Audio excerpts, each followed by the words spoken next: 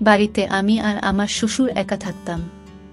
রোজ রাতে আমার শ্বশুর আমাকে একটা নতুন বেডশিট দিয়ে যেত আর বলতো, বৌমা এটাতে ঘুমাও, আর সকাল হলে বেডশিটটা একটা ব্যাগে ভরে নিয়ে চলে যেত।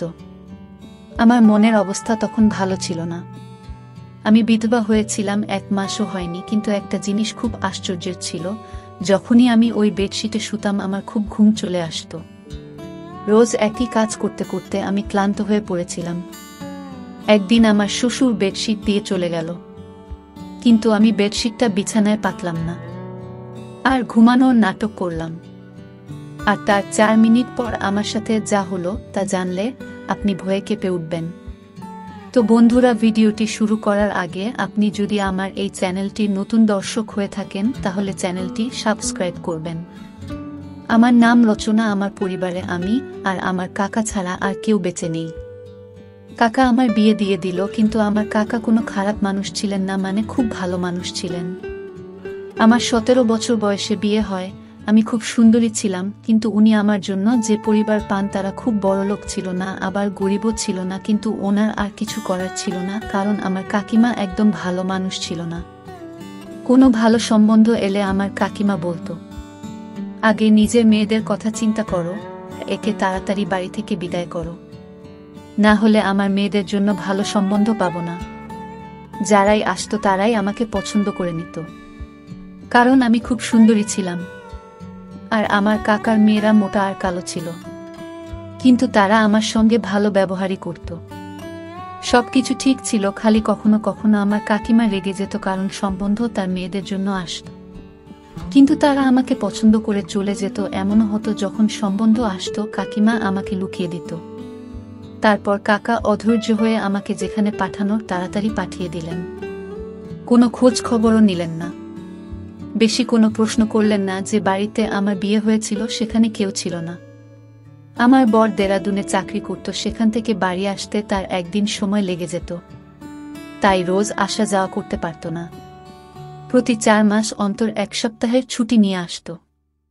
আমি ভাবতাম ঠিক আছে, বিদেশে তো আর থাকে না, না হলে বছরের পর বছর অপেক্ষা করতে হতো, তাও আসতে পারত না। বাড়িতে আমার শ্বশুর ছাড়া কেউই ছিল না, কিন্তু আমার বর বলল, তোমার চিন্তা করার দরকার নেই। আমার বাবা খুব ভালো মানুষ, আর উনি সত্যিই খুব ভালো মানুষ ছিলেন, আর আমার খুব খেয়াল রাখতেন। দিয়ে 2 সপ্তাহ পর আমার বর আমাকে বলল আমাকে যেতে হবে। আমি শুধু 2 সপ্তাহের ছুটি নিয়েছিলাম। আমি ওকে ভারাক্রান্ত মনে বিদায় দিয়ে দিলাম। ওর নাম ছিল অলোক, আর আমার শ্বশুরের নাম ছিল কমল। আমার শ্বশুরও কাজে যেত, আমি সকাল সকাল ওনাকে টিফিন বানিয়ে দিলাম। উনি কাজে চলে গেলেন। উনি আমাকে বললেন, ঘরের দরজা বন্ধ করে রাখো, কেউ এলে খুলবে না। যখন আমি ফিরে আসব তখন আগে জিজ্ঞেস করবে কে এসেছেন, আমি তোমাকে বলবো আমি এসেছি, তারপর তুমি দরজা খুলবে। উনি আমাকে খুব ভালোবাসতেন, মেয়ের মতন আমার বায়না আবদার মেটাতেন। আমার মাথায় হাত রেখে চলে যেতেন। ফেরার সময় আমার জন্য সিনারা নিয়ে আসতেন। আমি বললাম, এসবের কি দরকার ছিল?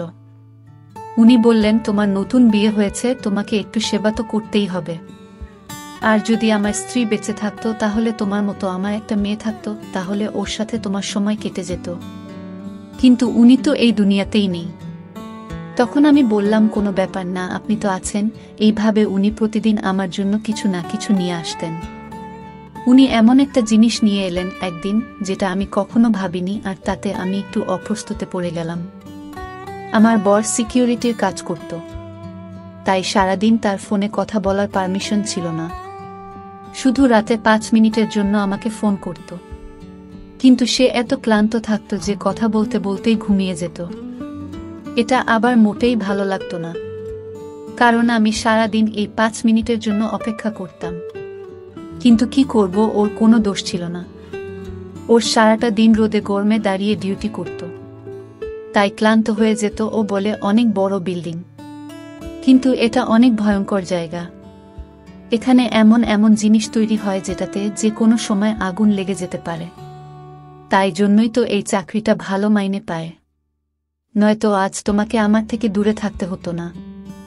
একদিন খুব খারাপ খবর এলো, আমার বর এই পৃথিবী ছেড়ে চলে গেছে। যে বিল্ডিংটার সামনে কাজ করত সেই বিল্ডিংটায় আগুন লেগে যায়। আর তাতে আমার বর মারা যায়, এটা আমার কাছে খুব বড় শক ছিল। আমি বিয়ের 2 মাস পরেই বিধবা হয়ে গেলাম। আমার কাকা আমাকে বলল ফিরে চল, কিন্তু কাকিমা চেঁচামেচি করল, বলল এ তো বিয়ের 2 মাস পরেই বিধবা হয়ে গেছে, এ একটা অপিয়া, এর কালো ছায়া আমার মেয়েদের উপর পড়ে যাবে। এই যতদিন আমাদের বাড়িতে ছিল ততদিন কোনো কিছু ভালো হয়নি। যেদিন গেছে সেদিন আমাদের ঘরে একটু সুখ শান্তি এসেছে, আমি ওকে ঘরে ঢুকতে দেব না।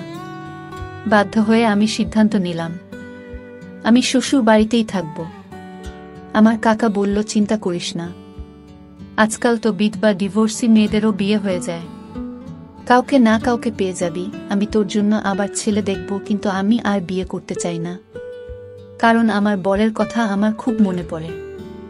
আমার শ্বশুর তাড়াতাড়ি কাজ থেকে বাড়ি ফিরে এলো, আর আমি দেখলাম উনি সাথে করে একটা সাদা রঙের বেডশিট নিয়ে এসেছেন। বললেন বৌমা, এটা বিছানায় পেতে এসো। আমি বললাম ঠিক আছে, কিন্তু আমার ওনাকে এটা জিজ্ঞেস করা উচিত ছিল, এটা পেতে আমি কেন শোবো।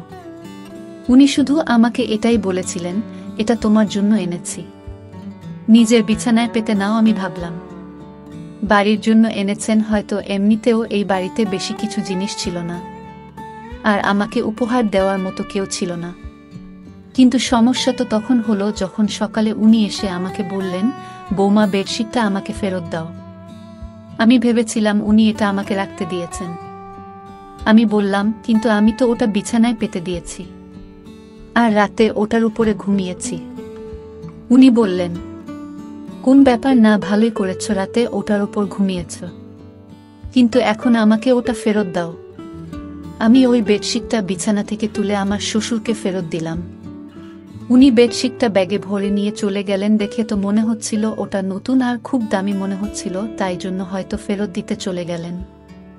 আমিও বেশ কিছু প্রশ্ন না করে বেডশিটটা ফেরত দিলাম। আবার বরের কথা আমার খুব মনে পড়ত, কিন্তু আজকে রাতে আমি খুব ভালোভাবে ঘুমিয়েছি, কিন্তু আগে বেশ কিছুদিন শুয়ে আমি রাতে বিছানায় শুধু কাঁদতাম, কেঁদে কেঁদে পাগলের মতো হয়ে যেতাম। আমার মনে হতো সব কিছু মিথ্যে। এখনই হয়তো আমার স্বামী ফিরে এসে বলবে ওই খবরটা মিথ্যে ছিল, আমি তো একদম ঠিক আছি, আমার তো কিছুই হয়নি। কিন্তু এগুলো শুধুই মন বোঝানো কথা। এরকম ভাবে কি কেউ ফিরে আসে? জীবন বড় খারাপ জিনিস, মানুষের সাথে ন্যায় বিচার করে না, উল্টে মানুষকে এমন পরিস্থিতির মধ্যে ফেলে দেয় যেটার জন্য সে প্রস্তুত ছিল না। আমি তো কখনো ভাবিনি যে আমি এত তাড়াতাড়ি বিধবা হয়ে যাব। আর আমার স্বামী, যার সাথে আমি মাত্র 2 সপ্তাহ কাটিয়েছি, সে এই পৃথিবী ছেড়ে চলে গেল। আমার মনে শুধু একটাই আশা, হয়তো আমি মা হতে চলেছি। আমার স্বামী মারা গেছে মাত্র 1 মাস হয়েছে। কিছুদিন আর যদি বাঁচত তাহলে হয়তো আমি নিশ্চিত হয়ে যেতাম যে আমি সত্যিই মা হতে চলেছি নাকি সেটা নয়, কারণ যখন আমার স্বামী ফিরে গিয়েছিল তার 20 দিন আগে সে আমার কাছে ছিল, আর তার যাওয়ার 2 দিন পরই খবর এলো যে সে আর বেঁচে নেই। তাই জন্য আমার মনে একটা আশা ছিল। রাতে যখন শ্বশুর ফিরে এলো তখন আবার একটা বেডশিট নিয়ে এলো, বলল বিছানায় পেতে নিতে। আমি বললাম কি ব্যাপার, আপনি ফেরত দিতে কেন গেছিলেন? উনি বললেন যে দোকান থেকে আমি এই বেডশিটটা নিয়েছিলাম, ওই দোকান থেকে আমার বন্ধু ও বেডশিট নিয়েছিল, কিন্তু ও বোন বাবা ওটা দাম কমে গিয়েছে, আর আমারটা দাম বেশি নিয়েছে, তাই আমি ওটা নিয়ে ঝগড়া করতে গেছিলাম। দোকানদার আমাকে 2 টাকা ফেরত দিয়েছে, তুমি গিয়ে শুয়ে পড়ো। আমি বললাম ঠিক আছে। আমি আবার বেডশিটটা পেতে নিয়ে শুয়ে পড়লাম। এমন ঘুমান না, একেবারে সকালে গিয়ে ঘুম ভাঙল, কিন্তু সকালে আমার শরীরটা ভালো লাগছিল না। আমার মনে হচ্ছিল আমি মা হতে চলেছি। তখন আমার মাথাটাও ঘুরছিল, আর গা হাত পা ব্যথা করছিল। কিন্তু সকালে যখন জল খাবার বানাচ্ছিলেন, শ্বশুর আবার এসে বলল বেডশিটটা ফেরত দাও। আমি অবাক হয়ে গেলাম। আমি ওনাকে কিছু জিজ্ঞেস করতে গেলাম তো উনি বললেন আবার এখন টাইম নেই, তাড়াতাড়ি ওটা নিয়ে আসো। আমি তাড়াতাড়ি ওটা এনে ওনাকে দিয়ে দিলাম। উনি কোনো উত্তর না দিয়ে বাজারে চলে গেলেন আর বললেন আমার অনেক কাজ আছে বোমা, তুমি নিজের খেয়াল রেখো। আমি ভাবলাম এসব কি হচ্ছে, কখনো ফেরত দিতে চলে যান, কখনো নিয়ে চলে আসেন, জানি না উনি কি করছেন। বুড়ো মানুষ, এরা খুব সহজেই অন্য লোকের কথা বিশ্বাস করে। যখন বেডশিটটা নিয়েছে তখন চুপচাপ রেখে দিন। 1-2 টাকার জন্য এত ঝামেলা করার কি আছে? আজকাল তো 2 টাকায় একবার খাবারটাও হয় না। কিন্তু আমার শ্বশুরকে কে বোঝাবে? আমার শরীরটা পুরো দিন খারাপ হয়ে রইল। আমি মনে মনে খুশি হলাম যে আমি মা হতে চলেছি। আমি এই জন্য খুশি হয়েছিলাম যে আমার স্বামীর কিছু না কিছু চিহ্ন তো আমার কাছে থাকবে। আমি ভেবে নিয়েছিলাম যে যদি ছেলে হয় তাহলে আমি তার নাম আমার স্বামীর নামে রাখব। এই ভেবে অলোক আমার জীবনে আবার ফিরে আসবে। কেউ তো আমার নিজের হবে, না হলে তো আমার জীবনে নিজের বলে কেউ নেই। একমাত্র স্বামী ছিল সে, ও এই পৃথিবী ছেড়ে চলে গেল। আমার শ্বশুর তো রুটিন বানিয়ে ফেলেছিল। উনি রাতে আমাকে পেয়েছি দিতেন, আবার সকালে ফেরত চেয়ে নিতেন, আর আমি এমন ঘুমিয়ে পড়তাম যে আবার কোনো হুঁশ থাকত না। আমি কোথাও শুনেছিলাম যে যখন মহিলারা হয় তখন তার খুব ঘুম পায়। তাই জন্য আমি অন্য কিছু না ভেবে এই সব নিয়েই বলেছিলাম। কিন্তু 1 সপ্তাহ পর আমার এই আশাটা ভেঙে গেল। আমার মন খুব খারাপ হলো। আমি গর্ভবতী ছিলাম না, আমার স্বামীর কোনো চিহ্ন আমার কাছে রইল না। আমার খুব বেশি আফসোস লাগছিল, খুব কাছে ছিলাম। শ্বশুরকে এসব কিছুই বলিনি, কিন্তু উনি জিজ্ঞেস করলেন কাঁদছো কেন? আমি বললাম না কিছু না। কিন্তু আবার আমি চিন্তা করতে লাগলাম, যদি আমি গর্ভবতী হব তাহলে আমার এত কেন ঘুম পায়, আমার শরীর এত ব্যথা হয় কেন? আমি তো ভাবছিলাম এসব কিছু গর্ভবতী হওয়ার জন্য হচ্ছে, তাহলে আমার শরীর এত খারাপই বা ছিল কেন? কিন্তু এখন কাকে বলবো? আমাকে ডাক্তারের কাছে নিয়ে চলো। শ্বশুরকে বলতে কেমন অস্বস্তি হচ্ছে। কাকে বলবো? তো কাকা কি ভাববে? যদি আমার স্বামী বেঁচে থাকতো তো ওর সাথে চলে যেতাম। কিন্তু ধীরে ধীরে যন্ত্রণা বাড়তে লাগলো। রাতে খুব গভীরভাবে ঘুমিয়ে যেতাম, বুঝতে পারতাম না কখন ঘুমিয়েছি আর কখন জেগে আছি। আর এদিন এক দৃশ্য দেখে আমি তো অবাক হয়ে গেলাম। দেখলাম আমার শ্বশুর নিজেই বেডশিটটা ধরছে। আমি অবাক হলাম এটা ভেবে যে ইনি চাদরটা ধরছেন কেন? উনি কি মনে করেন যে আমি চাদরটা নোংরা করে ফেলেছি? তাই যদি মনে করে তাহলে আমাকে বললেই পারতেন, আমি নিজে ধুয়ে দিতাম। কিন্তু তিনি চাদরটা নিয়ে কি কাজ করছেন? এটা আমার ঘরে ছিল। আমি মনে করতাম আমার শ্বশুর ছেলের মৃত্যুতে হয়তো পাগল হয়ে গেছেন, অদ্ভুত অদ্ভুত কাজকর্ম করছেন। একটা চাদর গিয়ে বারবার খেয়ে ধরে রাতে বলে পেতে নাও, সকালে বলে ফেরত দাও। এই ধরনের আচরণ তো কোনো নর্মাল মানুষ করবে না। কিন্তু আমি কিছু বলতাম না, কারণ আমার থেকে বেশি ক্ষতি ওনার হয়েছিল। ওনার বুড়ো বয়সের লাঠি হারিয়ে গেছিল। আমার স্বামীর মৃতদেহটাও আমরা পাইনি। শুধু আমাদের এটুকু বলে দেওয়া হয়েছিল যে সে এই পৃথিবী ছেড়ে চলে গেছে। কারণ বিল্ডিং এ আগুন লেগেছিল, তাই বেশিরভাগ লোকের মৃতদেহ পাওয়া যায়নি শেষবারের মতো। আমার শ্বশুর ছেলেকে প্রাণ ভরে দেখে ও নিয়ে আর আমিও দেখিনি। তাই জন্য হয়তো আমাদের মনে অনেক দুঃখ জমেছিল, আর সেই দুঃখটাকে বার করার জন্য উল্টো একটা কাজকর্ম করছিলেন। আমি এই বিষয়টায় বেশি গুরুত্ব দিলাম না, আর আমার শরীর আরও বেশি খারাপ হতে লাগলো। আমি আমার শরীর নিয়ে খুব বেশি অসুবিধায় পড়লাম। এখন তো আমি ঘরের কাজ করব ঠিক করে করতে পারছিলাম না। আমার খালি বমি হতো। একদিন আমার শ্বশুর বাড়ি ছিল না, তখন একজন প্রতিবেশী আমার বাড়িতে এলো। আমি তাকে সবকিছু বললাম। সব শুনে সে বলল, তোমার শরীর তো খুব খারাপ মনে হচ্ছে, এরকম ভাবে চললে হবে না। বাড়িতে শুধু যদি শ্বশুর থাকে তাহলে ওনাকে বলবেন না তো কাকে বলবে? এতে লজ্জা পাওয়ার কি আছে? লজ্জা পেতে গিয়ে মরে যাবে নাকি? চলো তুমি আমার সঙ্গে। সে আমাকে হাসপাতালে নিয়ে গেল। ডাক্তার আমাকে চেক করে বলল আমি মা হতে চলেছি। শুনে তো আমি থমকে গেলাম। আমি বললাম, ডাক্তারবাবু এটা কি করে সম্ভব? আমার স্বামী তো মারা গেছে। উনি আমাকে কোনো তারিখের ব্যাপারে জানতে চাইলেন। আমি ওনাকে সবকিছু বললাম। আমি ওনাকে বললাম, হ্যাঁ আমারও আগে মনে হতো এমনটা, কিন্তু সেটাও তো প্রায় 1 মাস হয়ে গেছে। আমার স্বামী 2 মাস আগে আমাদের ছেড়ে চলে গেছে। কিন্তু ডাক্তার বলল কখনো কখনো এরকমটাও হয়, হয়তো আপনার সাথেও এমনটাই হয়েছে। মহিলার শরীরে কোনো লক্ষণ দেখা দেয় না, কিন্তু তবুও সে গর্ভবতী হয়। আমি তো কিছুই বুঝতে পারছিলাম না। তারপর ডাক্তার আমাকে বলল, তুমি কারোর সাথে কোনো নোংরা কাজ করনি তো? আমি বললাম, সৃষ্টিকর্তার দিবি আমি এমন কোনো কাজ করিনি। আমি তো আমার স্বামীকে খুব ভালোবাসতাম। আর আমি ওনাকে বললাম, আমাদের বাড়িতে তো আমার বউ শ্বশুর ছাড়া আর কেউ থাকে না, আর আমি কোথাও যাওয়া আশাও করি না। ডাক্তার বলল, ঠিক আছে দেখো, কিছু মনে করো না। এসব ক্ষেত্রে এই ধরনের প্রশ্ন করা হয়। কিন্তু তুমি মা হতে চলেছ এটা একদম নিশ্চিত। এখন আমি এটা জানি না যে তুমি আমাকে মিথ্যা কথা বলছো নাকি তুমি তোমার তারিখটা বলতে ভুল করছো। আমি আবার হিসাব করতে শুরু করে দিলাম, কিন্তু আমার হিসাব মতো এই বাচ্চাটা আমার স্বামীর ছিল না। আমি ডাক্তারকে মিথ্যা বলে দিলাম, কারণ ডাক্তার হয়তো আমার বদনাম করে দেবে। আমার সঙ্গে আমার পাড়ার মহিলা ছিল, সে বলেছিল সে প্রায় এই ডাক্তারের কাছে আসে, এখন তো সে বাইরে বসেছিল। কিন্তু না জানি যদি কালকে আমার ব্যাপারে কিছু জিজ্ঞেস করে নেয় তাহলে কি হবে। আমি বললাম, আপনি ঠিক বলেছেন, আমি তারিখ গুনতে ভুল করেছি। ডাক্তার আমাকে কিছু ওষুধ লিখে দিলেন আর বললেন, আপনার শরীর একটু বেশি খারাপ অবস্থায় আছে, আপনার নিজের প্রতি অনেক যত্ন নিতে হবে। কিন্তু আমি এটা ভেবে পাচ্ছিলাম না যে বাচ্চাটা কার।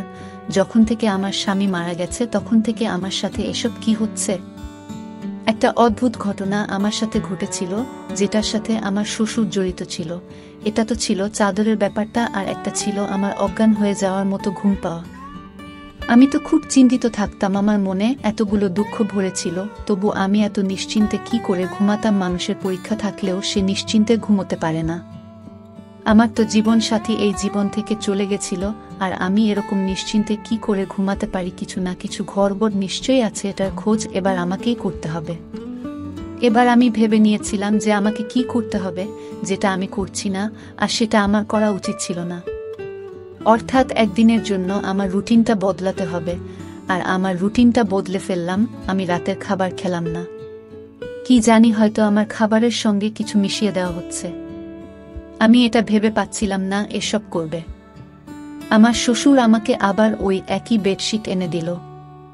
এখন তো বেডশিটটা অনেক পুরনো হয়ে গিয়েছিল, তাও আমার শ্বশুর ওটাকে এমনভাবে ব্যাগে ভরে আনতো যেন নতুন। জানি না ওটাকে নিজের সাথে নিয়েই ঘুরে কেন। আমি বললাম, ঠিক আছে, আমি ওটা পেতে শুয়ে পড়ব। কিন্তু আজ আমি বেডশিটটা না পেতেই বিছানায় শুয়ে পড়লাম। কিন্তু আমি আশ্চর্য হলাম, আজ আমার ঘুম আসছিল না। আমি বুঝতে পারছিলাম না তাহলে কি আমার ঘুমের সাথে এই বেডশিটের কোনো সম্পর্ক ছিল। এসব কি হচ্ছিল আমার সাথে?